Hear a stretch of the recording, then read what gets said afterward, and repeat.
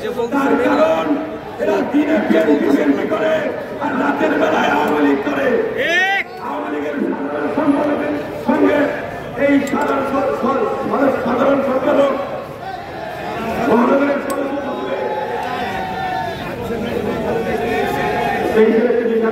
আমি সকলের সঙ্গে লাইনে যাওয়ার জন্য সকলকে লাইনে যাবে আমার উপস্থিত নেতৃবৃন্দ। 90 দিনের এই কমিটি 3.5 বছর অতিবাহিত হয়ে গেছে। এই 3.5 বছরে রাজশাহীর সাধারণ মানুষকে নিয়ে এরা পূর্ণাঙ্গ কমিটি করতে পারে নাই, পরিপূর্ণভাবে ব্যর্থ হয়েছে। আওয়ামী লীগের দোষরদেরকে আওয়ামী লীগকে নিয়ে যে বিএনপি বানাচ্ছে তার কারণ এদের সঙ্গে রাজশাহীর মানুষ নাই, এদের সঙ্গে বিএনপির নেতা কর্মী নাই। এরা কখনো মানুষের আশপাশে থাকেন না, এরা বিচ্ছিন্ন একটি দল। এরা মানুষ বিএনপির নামে লুটতরাজ করছে।